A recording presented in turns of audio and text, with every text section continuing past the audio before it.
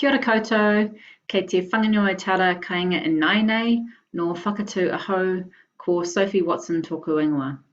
Welcome everyone to my presentation. My name is Sophie Watson and I'm a professional development facilitator for Education Outdoors New Zealand. Today my presentation is about Going with the Flow, which is a resource that Education Outdoors New Zealand released earlier this year about gender equity in education outside the classroom. So we're going to be covering a little bit of the information that's included in that resource, but specifically focusing on how we as educators can make sure that our outdoor learning experiences are supportive and inclusive of students who are menstruating and also students who are rainbow. Just before we start, I'd like to do a bit of a plug for the presentations that have gone before me. One by Alex and Trish from Inside Out and another by Rachel Dixon. These presenters have covered some new resources around relationships and sexuality education. So if you haven't viewed those, then I recommend you do. And this presentation I'm doing today flows really nicely on from that as well. So as I said, we're going to be looking at the barriers that menstruating and rainbow students face in regards to learning outside the classroom and what we can do to make sure that they are included. So to get us started, I thought we might just do a little bit of a quiz to test our knowledge. So what we're going to do is, it's just a game of true and false. So all I want you to do is to think about the answer in your head, or if you want to, you can pop your true or false in the chat box and we'll just see how we go. So first question is, the tampon was inspired by wartime medical supplies. What do you reckon, true or false? So the answer to this is true. Tampons were inspired by wartime medical supplies, and I'm going to give a bit of background to this and the influence that it's had a bit later on. The next question is, the average amount of blood that a person loses during each period bleed is between 6 to 8 teaspoons. True or false? So this is also true, although many people who menstruate feel like it might be more blood that they lose than this amount, and also it can depend on each individual person. So some people, their flow might be really heavy or it could be lighter, and obviously the length of a period bleed can influence how much blood is lost as well, and any medical issues that a person might have. So yes, but with some caveats. Question 3, you cannot get pregnant during your period, true or false? So this is false. You can actually get pregnant at any stage during your menstrual cycle, including during your period. And the reason for that is that sperm can live inside a person's uterus for up to 5 days. So although you might be bleeding, which is a time where your unfertilized egg leaves the uterus and the lining of the uterus is shed, a new egg may be released, or perhaps the egg actually hasn't left the uterus by the time that sperm comes to meet it. And question 4, you can't go swimming during your period, true or false? So this one is also false, although there are a bit of personal differences here. So there is no medical reason why a person could not go swimming during their period, but there are definitely legitimate cultural and religious reasons why some people choose not to go swimming. So we just need to be aware of those and respectful of them. So hopefully that wasn't too testing on your brain after a long day at school, but I thought we'd just think about some of those things. So this quote here is a really sad quote, but unfortunately it's quite typical of some of our students' experiences who menstruate during outdoor learning experiences. So this student said to me, you know, she went on camp and she got her period on the first day, and that day they went kayaking for the whole day. And there was no place for her to change her one tampon that she had, and she didn't have any other supplies. So she ended up bleeding in her boat. And that was a really uncomfortable and I wouldn't say traumatic, but not a positive situation for her. And she just felt like she had no support. And so although the student was a secondary student, this situation, you know, might be familiar for some younger students as well. So to start us off, it's really important that we consider the barriers that menstruating people face when they're learning outside the classroom or participating in physical activities. So misconceptions about what a person can do when they're on their period or what periods mean, they have all really limiting impacts, particularly if we take Western and colonial perspectives of what menstruation is. So most of these relate to the fact that when a person's bleeding, they're really limited in their ability, they can't push themselves, that they're lesser than what they are when they aren't bleeding, and then that it's dirty and dangerous and unclean. So they all influence the way that we think about periods and the way that we provide for people during outdoor activities and just in everyday life. Another common barrier is that some people, particularly younger students, when they first get their period, can feel really alone because they don't know how to talk to others about their period or the things that they might be struggling with because of their period. And because we haven't normalised talking about periods. There has been some really positive changes in this area in the last couple of years, but generally we still don't talk about periods in a really open, positive way. And for older students, although we should be starting to address this with our younger students as well, it's not knowing how to actually manage their period comfortably and safely when they're in the outdoors. So that's where teaching students about, what period products are best to use during certain types of activities, or how do you change your period products when you're in the outdoors, and how do you manage pain and energy levels. So these are really common barriers that thankfully have reasonably simple solutions. So as I mentioned before, stories shape culture, and in the quiz we learned that tampons were inspired by wartime medical supplies. So obviously medical supplies for wartime injuries are quite significant, and so they were very, enabled people with periods to have a more leisurely life. They didn't have to be confined to home anymore. They could go and do more activities. But because wartime injuries are considered quite serious, those negative connotations associated with being handicapped in some way or being limited or needing significant medical attention have carried on through Western perspectives of menstruation. And so when Aotearoa was colonised, these Western and limiting perceptions of menstruation have also been brought to this land, even though there are different perspectives also present here.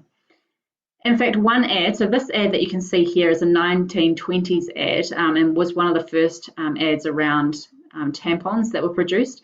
But another ad actually used the words that menstruation is nature's handicap. So we can start to see where some of these kind of limiting beliefs and perceptions about menstruation come from.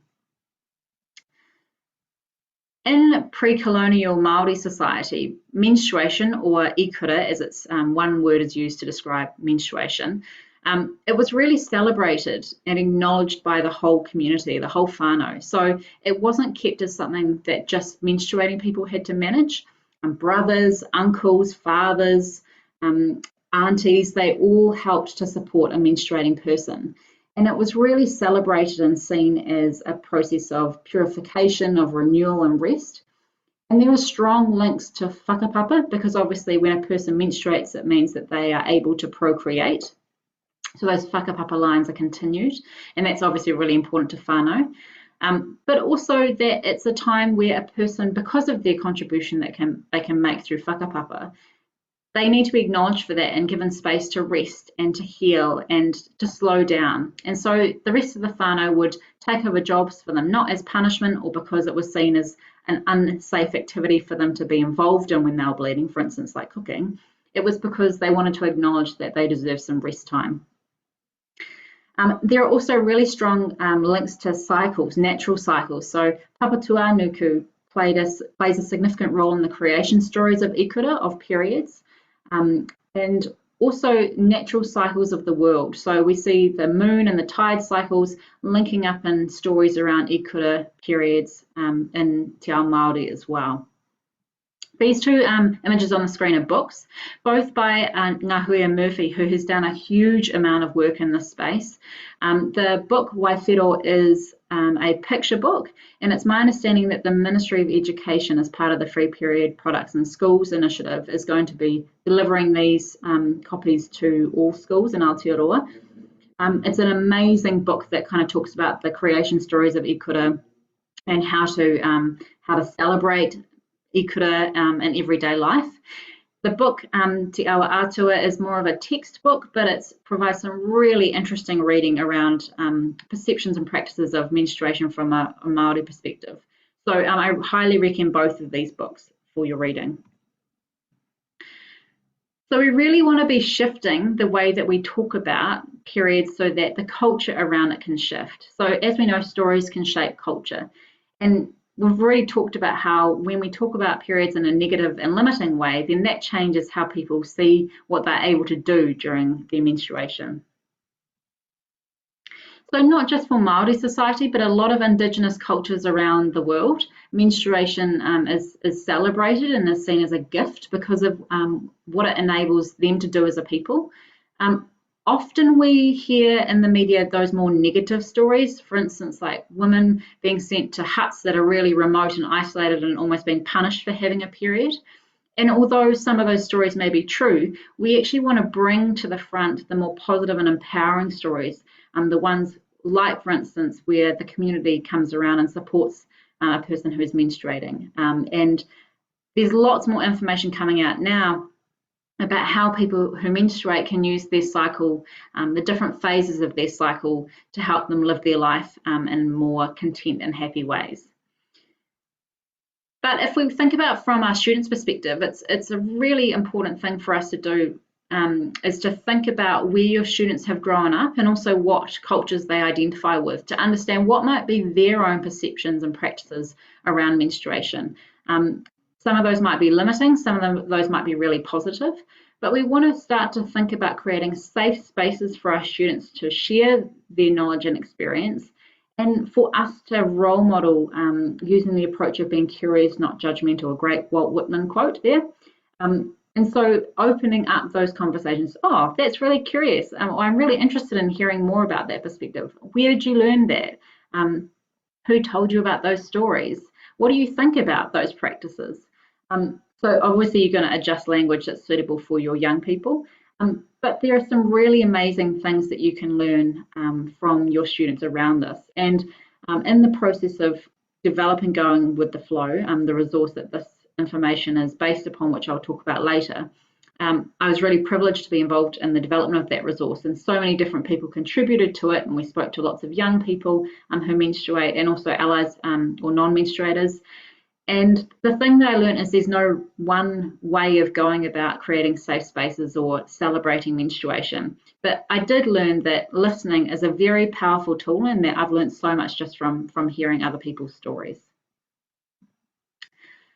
Language is also really important. So you might have noticed that I've used the words people who menstruate instead of girls or women who menstruate. And that's to make sure that we're acknowledging our rainbow folk who might menstruate, for instance, our intersex or gender diverse or transgender people. So we want to be making sure that we're inclusive of their experiences, because they might not identify as a girl or a woman, but they may get a period. Also using the terms period or menstrual products. So we don't want to be using the language sanitary products, because that implies, when we talk about sanitary, it means that it's something that helps us get something else clean, which has been unclean. And to move away from that negative thinking, like, yes, sure, we've got period blood, but apart from being blood, there's nothing unclean about it. So it's best to use words that actually describe what the products are for, to create more kind of a neutral space. We also want to be having empowering conversations, so ones that focus on what periods enable people to do. I mean, we obviously want to acknowledge that there are difficult things about periods, but we want to be making sure that our akonga have the knowledge to feel comfortable to ask questions, or that don't see periods as being limiting all the time. When I talk about pathologizing, making sure that we don't pathologize people who have periods, this is particularly important for intersex and transgender akonga, for whom the health sector has generally made it more of a health issue, and haven't really got down to the human level and thought about what impacts a transgender person might face because they're menstruating. We also want to think about the language that we use. So I'm not addressing a group of students, all as hey guys, even if they do all present as male students or boys, because there might actually be some gender diverse students in there that you aren't aware of. and also around physical ability. So not using man push-ups, because women can do full push-ups as well, or anyone can do a full push-up or a half push-up. So we want to just be aware of those things and the messages that we're sending through that language. Also take the time to learn and use correctly gender and sexuality terms. So I'm not going to go into that in this presentation. There's a lot of information out there which I will refer to later, and resources, but definitely make sure that you check those out so that you're aware of all the different terms and that you're using them appropriately. So here are some different ways that you can say period in different languages. So for Māori, there are multiple ways, and so I just want to acknowledge that this is just a couple of ways that you can say this. But in Te Reo Māori, you can say ikura, waiwhero. In Samoan, it's mahi māsina, and in Tongan, it's puki whakamahina. So in the Going with the Flow resource, we actually have some other common languages and how to say period in those languages too. So just starting to normalise the conversation, not just in English, but being inclusive of all cultures and languages. So now I'm going to talk about some rainbow practices that are really helpful, not just for our rainbow students, but for all students, and making sure that we're inclusive in that space. So we want to be celebrating body diversity. So this is thinking about which bodies are appropriate in outdoor spaces, or what bodies are capable of, and trying to kind of push the boundaries on what is considered normal. So for instance, that we often only see athletic bodies in the outdoors. We might not see a larger body in the outdoors, or that a larger body is not able to rock climb, or that only a male body can do certain activities, like for instance, the full push-up. So we want to be celebrating different bodies doing different things and not putting labels on who is actually in that body. And using inclusive languages and role model images and things like that is a really easy way to do that. So again, there are some great resources out there that highlight the stories of intersex, transgender, gender diverse people who enjoy recreating outdoors and their achievements in the outdoors, and stories of different bodily people doing things in the outdoors. And so that really helps to highlight the students, particularly students who might be rainbow, that your experiences are valid and you are valued in the outdoors. We can also role model using people's pronouns. So you might not do this with your students so much, depending on what ages of students that you're working with, but you could actually introduce this with guest visitors to your school, or if you have an outdoor instructor that you're working with, and role model that. So you could introduce them and say, hey everyone, this is Sophie. She uses the pronouns she, her. And so that way we just signal to any gender diverse students that might be present that, oh yeah, you're aware that other genders exist, and that you are creating a more safe environment for them, just having them know that information. Also being open to alternative language. So this is more applicable to rainbow students, particularly transgender and intersex students, where periods can be quite a dysphoric or an uncomfortable experience because they don't align with the sex they were given at birth. And so they may not want to use the language that we typically use, for instance, like periods. They might want to use shark wet to highlight what that actually means for them. So just being open to using different language where appropriate. So here are some examples of how we can address groups or individuals or people in non-gendered ways or in non-binary ways. This is quite American and it's more geared towards adults, but you can kind of get the drift, and you could easily adapt this or come up with ideas with your students and say, hey, what are some alternatives that we could use to addressing groups of people? So bringing them on board on that journey too. In terms of outdoor practices, we really want to think about what are the barriers that our students might face if they're menstruating or if they're rainbow before those activities happen. So we want to reduce the surprise stress element, that's what I like to call it, where all of a sudden they're like, oh my gosh, I'm not going to have a toilet. How am I going to change my period product? Or, oh my gosh, I'm going to be wearing a wetsuit. I don't feel comfortable because no one knows that I'm actually transgender. I haven't come out yet. So we want to be front-footing these things. And again, although these might not all be applicable to younger students, the more that we talk about them and normalise these conversations from an earlier age, the more benefit that these people are going to have throughout their life, and they can also start having these more open conversations with others. Also want to acknowledge though that bringing up these kind of conversations, you might get a bit of pushback, particularly from parent communities. And so it's really important that you refer to any school inclusion policies that you have, and just be clear that the reason why you're doing these things is it's about equity and making sure that all students feel safe and supported and included in their learning experiences. So some activities are really hard for people to maintain their privacy when we're wearing tight clothing or clothing that accentuates certain body parts. So for instance, rock climbing harnesses that accentuates the lower part of the body, and wetsuits can be really difficult for people to hide that they might have breasts if they're a boy or present as a man. So we can adapt activities. So for a rock climbing harness, obviously you don't want to size up because that's unsafe, but you could encourage students to wear a longer t-shirt that covers their bottom area a little bit more, that's tucked into their harness, so it's still safe practice. With wetsuits, you can size up, or you might have a life jacket that a person puts on, or they might wear other clothing over top. And you can also raise these challenges with students as well. Say, hey, maybe you're not like a rainbow student, but what about if you just feel a bit uncomfortable in your body? How might we help people to feel more comfortable? What are some strategies that we can use? So starting to open things up in a less confronting way. Another key thing is toileting. So it's really important that regardless of whether it's a day trip or a school camp situation that's overnight, or you might be remote in the outdoors, that you're always upfront about what toilets will be available. And so not just what type of facility, like is it a toilet block, is it a long drop toilet, is it just like a bush pee situation, and where and when during the activity or the day they'll be able to access those. So that's really important for the timing of changing of period products. So first of all, you might want to do an anonymous survey and find out who might be menstruating. So you might go, okay, actually we've got lots of menstruators. We might need to, and when I mean finding out who's menstruating, I just mean, do they get their period, not what is the timing of their period.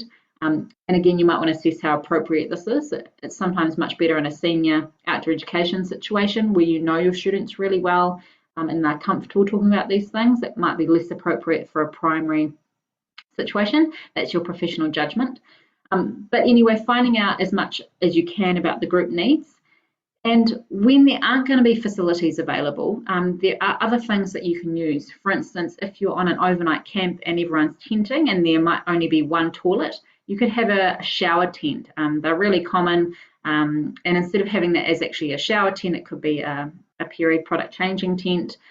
You could have a bucket with sawdust in there for people who might have menstrual cups. And you might have a box of supplies.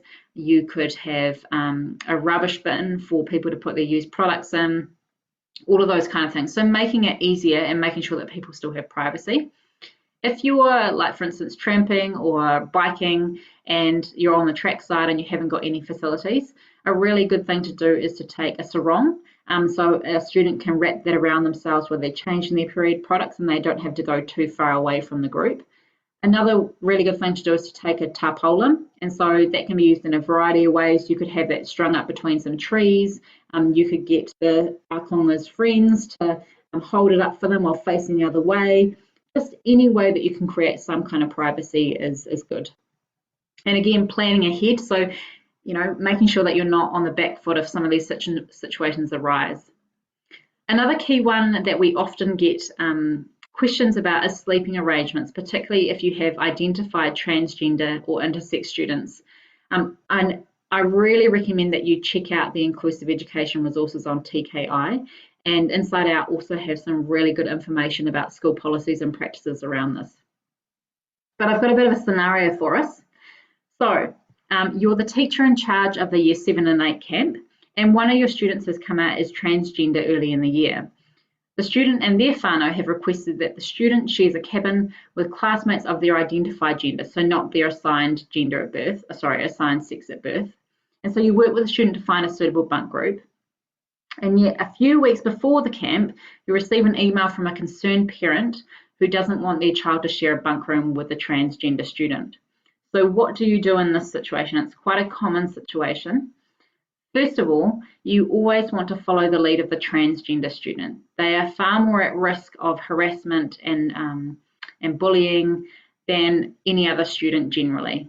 And so what you want to do is you want to actually call the concerned parent and find out what actually are they worried about, what is the sticking point for them. And once you've done that, then you can try and talk to them about why you're doing what you're doing. It's really good to refer to your school's inclusion policy, and I would encourage you to, or your school, to write a policy around sleeping arrangements and how you manage student sleeping arrangements on camp, particularly for rainbow students, so that you can refer to that. You can also actually front foot everything, and in your initial information that you send out about camp, say, you know, we're going to be following our school's sleeping arrangement policy, and then that means that you've always got that to refer back to as well. And it means that everyone knows what expectations are and things like that. But what you do in this situation, you talk to the concerned parent and say, look, you know, we can move your child into another bunk room. That's what the option is here, but we're going to be leaving the transgender student in their new bunk room. And that's really important because the transgender student needs to make sure they're surrounded by a supportive group of friends, and we need to be following their lead. They're our priority in this situation. So that would be some ways that you can manage that. There are a lot of other strategies that you can use, but they're my top recommendations. And again, check out some resources that can support you in that situation. Also, make sure that you reach out for help. That can either be within school, you know, from your principal, or someone else who has authority and has, you know, a really good understanding of why you deal with the situation in the way that you have, but also external support from key organisations like Inside Out. So now to some practical strategies around how to help students manage their period during EOTC. So the first thing is I would recommend is creating a group period kit. And so this is a bit like a first aid kit, but with all the supplies that people who are menstruating might need while in the outdoors. And what you'd do is you'd introduce this just like you would a first aid kit. So I recommend doing it at the start of the year or at the start of a trip if it's a new group, and saying, this is our group period kit. Anyone with a period can use it. You don't need to ask me. You can just come and grab what you need. And then you'd go through each item and say what the item is and what it's used for. So that way everyone's really clear. You're educating not just those who menstruate, but everyone, because we want lots of people, not just menstruators, but non-menstruators, to have an understanding so that they can be really supportive, not just currently, but in the future. That's something that we often hear from non-menstruators, is that I wish I'd learnt this information because I have a partner that menstruates and I don't really know what they're going through or what products they use. So this is a really good starting point, a good teachable moment.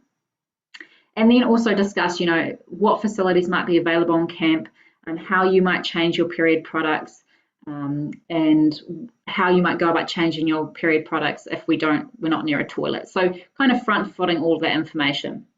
So because we haven't got lots of time, I'm just going to show you the group period kit that I carry. So first thing is that you have a bag, and it's best not to have a clear bag, just so that there's a little bit of kind of, not secrecy, but things aren't all on show. And some groups also like to have like decorations or cool crazy patterns or something, just to make it a bit fun and silly. The next thing that you want is little bits of newspaper. So used products can be wrapped up in these. And another really good thing to use is tin foil. So you can put a used tampon or pad in this, and because it can be squished down, it can get really small, and it also helps to contain things and doesn't leak as much as newspaper. And then also little plastic bags. Ziploc bags work great for this. So the student would wrap their used tampon or pad in either newspaper or tin foil, put it in a plastic bag, and then put that in the main bag or your designated rubbish bag. You also want to make sure that you've got hand sanitizer. Obviously, ideally we'd wash our hands because that actually gets rid of dirt on our hands, but hand sanitizer also works the trick. I like to carry a little trowel. This is more for older students who might be using a menstrual cup, because unless you're going to be digging a cat hole for the whole group to be toileting in, which tends not to happen in a primary school situation or intermediate school. But for menstrual cups, you want to be able to pour the period blood somewhere. So you dig a hole, pour the period blood in and cover it back up. So I just like to carry that just in case. And then you'd have a range of period products. So first of all, disposable pads are great, and I recommend having a range of products. So ones with wings, one without wings. Ones with wings are really good if you're going to be doing lots of vigorous activity, particularly on bikes, because that means that the pad doesn't shift as much. But ones without wings tend to cause less chafage. So if you're doing tramping, for instance, one without wings are quite good.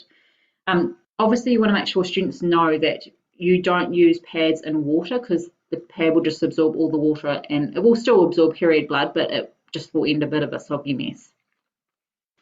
I also like to show people reusable period pads. So this is a reusable period pad, and it just clips on to the back of undies. This is more, particularly for older students, you'd start to encourage them to bring their own period kits with their own supplies that they're used to using. So you want to make sure you've got lots of supplies just in case, and that way you can lend some to your mates. But these are great in your own personal period kit. Then you'd have a range of tampons.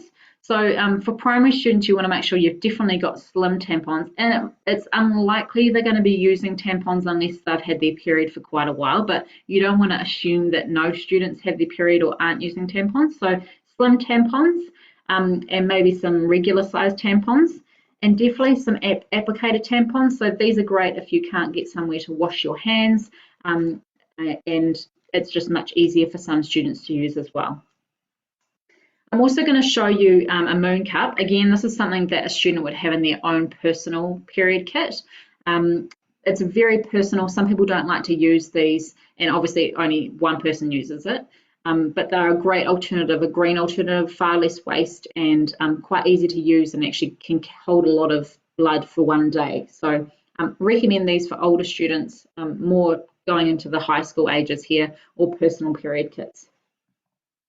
One other thing I'd like to highlight is this is just regular painkillers. You'd want to have that in your first aid kit to make sure you know students are coming to you for pain relief, so you can keep an eye on that. But I'm going to pretend these are aspirin. So you can use aspirin or baking soda to help reduce the smell of used period products. So you can put that into your plastic bags already pre-done. It might look a little bit dodgy, but if you explain what it's for, I'm sure it'll be fine. And that way it helps to reduce the odor. So those are all really good tips that I recommend. And again, students might not use this information now. They might hear it again and again and again as they, get older and have different experiences, but at least they have heard about this and they can pass that on to others. In terms of maintaining hygiene, again, this is quite a common concern for some people. So you can do things like a splash bath where you might have hopefully running water and you just splash your genitals.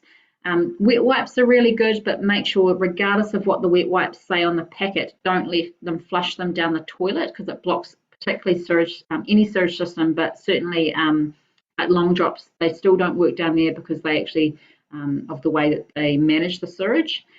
And this is more for older students, but things like a bandana or a cloth, which can be used just to wipe the area with some water, and then you would wash it with some soap afterwards between uses, and can hang on a pack to dry, things like that. This is obviously if you haven't got access to showers or running water. On the theme of water, just be aware, I'm sure most of you are anyway, that water can be tapu for Māori, but we don't want to assume that a Māori ākonga they might feel comfortable to actually swim or be in water during their period, whereas some might not. So we just want to make sure that we're asking students, what do you feel comfortable with? Take the lead of the student and just respect their decision. Sometimes that might be difficult to do because you might have assumptions about why they've made that decision, but we really must trust the student and respect how they are, what practices they have for their own body. Also be aware of people's energy levels. So for students, you might be on a day walk as part of a camp, and the student, they might seem really lethargic, and you wonder why. One, it could be because they had terrible sleep the night before, or two, they could have their period. So again, you don't need to create all these differentiated activities. It could just be that if you have the right staffing, supervision structures in place, that you could split a group in half and have a slower walking group and a faster walking group. But maybe the plan is just to empathise and support that student, to show that you can see that they're struggling, that we're going to take our time. You might slow the whole pace of the group, but even just their peers recognising, I can see that you're struggling a little bit. Can I do anything to help? That can make a massive difference. So again, building that empathising culture into your class from the get-go and preloading that before camp or any EOTC experience is really helpful. And finally, it's around the pain management. Primary students should definitely be coming to you to manage their pain, as per all students in first aid. But just make sure that if a student does have particularly painful periods, that they have their own medication. Again, this is more getting into the secondary space, but you want to make sure that there's a plan in place. We don't want to be excluding students just because they might have really bad pain experiences. Okay, we haven't got time for that. So this is just advice from educators who have been working in this space for a little while, and that's to talk about menstruation openly and often. So I want to acknowledge that talking about these things, particularly if you're a non-menstruator or even if you are, can be really, really awkward and difficult to start with because we're not used to talking about it. And so it's okay to feel the discomfort, but just make sure that you feel safe, that clearly your students feel safe, and then you've got some guidelines in place for if the conversation goes a bit awry. We have some examples and some strategies to use in the Going with the Flow resource, particularly around this. But just make sure that you prepare as best as you can. So if you know you're going to be having a conversation about the period kit, that you've had a bit of a practice if you're really unsure, or that you've sought support if you need to, and maybe you might have brought another colleague along that's got expertise in this. But all that's really useful. Again, I would recommend that you talk about the period kit and also periods in general in front of your whole class, regardless of who is in that class. So not necessarily separating the boys and the girls, but in saying that it's still really useful to have an opportunity for menstruators to talk with another menstruator about their experiences. That's particularly important for particular religions. I know that in my experience, some of my Muslim students weren't able to talk to a male staff member or even swim in front of a male staff member. So we need to make sure that we're providing for their particular needs with that. And also just be aware that particularly for intersex and transgender students, talking about periods can be a really uncomfortable experience because the way that we talk about them or their own experiences are really uncomfortable or dysphoric or traumatic. So we just need to be aware that if we start noticing some students aren't coping very well, that we have some strategies in place to support them. So some common challenges that come up, excuse me, with students is that, when you start to talk about these things, you might get a bit of silliness, you might get a bit of pushback. So it's really important to take time to establish safe and respectful group culture or class culture. So making sure that, we do respect other people's experiences, that we kind of take the approach of be curious, not judgmental. But it's also really important that we address any harmful behaviours that come up, whether they're incidental or on purpose, because unless we do that, our students aren't going to know what's acceptable and what's not. And again, that can be really tricky to do. We don't want to put that student down in front of others or use them as a bad example. We want to open the conversation up and just say, what makes you think that? Or, what way do you think your views might hurt or cause harm for others? Those kind of questions, opening up questions. We've got some really good examples in the Going with the Flow resource. And in terms of delivering this information, make sure that you go at the student's pace. If they don't seem like they're handling the early conversations very well, the more superficial conversations, more about the products than how we might feel as individuals, then slow it down, go at their pace, and I'll talk about the resources that we've got as part of Going with the Flow. With parent challenges that come up, again, it's likely to be pushback around the rainbow support that you provide or content that you provide. Make sure that you refer to the school's policies or the Ministry of Education policies, a great place to go to. Be really clear in your communication and expectations about why you're doing things, what you expect or how do you expect students to behave, how the school's going to support all students, how you might manage any situations that come up. It always comes back to equity. So just be really clear about why you're doing this. Every adult or every parent wants their child to have a safe and supported learning experience. So, you can't really argue with that when we come back to it. And make sure that you seek support. So the tools and resources out there to help you in this mahi. Well, we've got the Going with the Flow resource, so I'm going to talk about that a bit more. You've got organisations like Inside Out, Rainbow Youth, the Intersex Trust, Aotearoa, amazing resources out there. So we've got links to those all over the show in the resource. There's also the updated Health and PE page on TKI and the Inclusive Education page that I've referred to.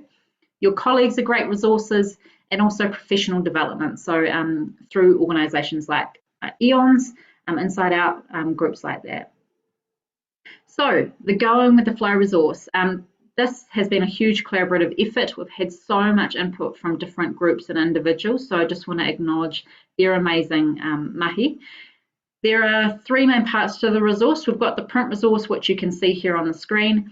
That includes a huge array of information around different cultural practices and beliefs of menstruation, rainbow experiences of menstruation, tips and tricks for educators and outdoor practitioners. Huge useful resource there. We've also got 5 lesson plans that can be delivered for ākonga from years 6 to year 10. So check those out. It's a progressive plan, lots of really cool interactive activities covering all a kind of range of topics, from the practical management stuff to the rainbow identity things as well. And we've also got a 4-part video series. So all of this is free to access from the EONZ website, which you can see there. This is an example of what the resource looks like. We've got some really cool framings around how to have those challenging conversations and resources for students to access, step-by-step guides. You don't need to be an expert to deliver it. All the information is there for you. We've been very clear to make sure that we're not throwing you in the deep end when it comes to this.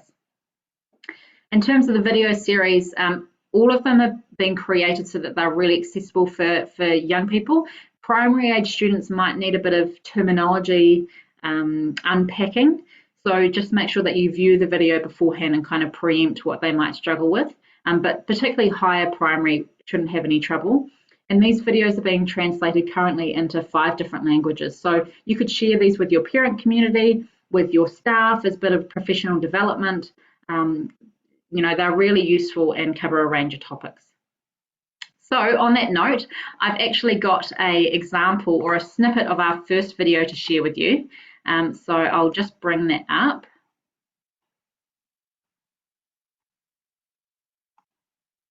Okay, here we go. So just a snippet of our video 1. That when I was about 11, 12, there suddenly became this very secret sort of whispering among girls about periods. Psst, so-and-so has their period. And it was like, oh my gosh, it was this massive deal. But I didn't know what it meant. We saw the blood in the toilet. Everyone was screaming and yelling and confused about blood in the toilet. It was just like waiting for doomsday. Like, this is not supposed to be, which I guess is quite a unique experience maybe to trans and gender diverse people who were assigned female at birth. When I first noticed that my body was showing signs that I was going to get my period, it was like, oh, I'm going to be in the club soon. I remember all the boys were handed out a stick of deodorant and the girls were handed out pads, and sometimes the boys would trade their deodorant sticks to the girls for their pads, and would rip the pack open and stick it on our foreheads. Definitely felt a little bit of shame around it, and it didn't really feel like I could tell guys about it. Ikura, Aunt Flo, Shark Week, period, Code Red. Menstruation has a lot of names, but despite being experienced by millions of people across the world, it's still rarely talked about.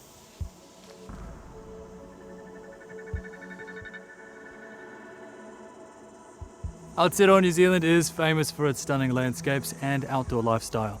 Nature is inherently inclusive, but some of our culture surrounding it is not. False beliefs, negative perceptions, and a lack of support and education mean that some people who menstruate don't get to enjoy Papatuanuku and all she has to offer.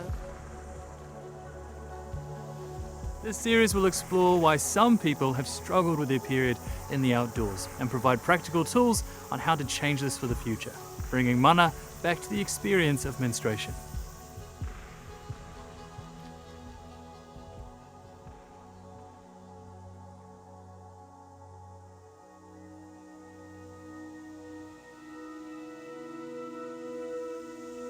Throughout most of history, the outdoors have primarily been considered the domain of men, prioritizing physical strength, toughness, and dominance over nature. Our colonial history has meant that stories of discovery and adventure have mostly focused on the experiences of white men. So it's not surprising that women, people of colour, and those expressing gender or sex variations might struggle to feel accepted in the outdoors. The history of discourses around menstruation always revolve around shame and secrecy in Western contexts, but the positive thing is that we can change stories. Menstrual etiquette is a set of unspoken rules that we learn from other women, from watching other people, from commercials and television, all the ways we should behave when we're menstruating. And they all work together to make sure that no one knows.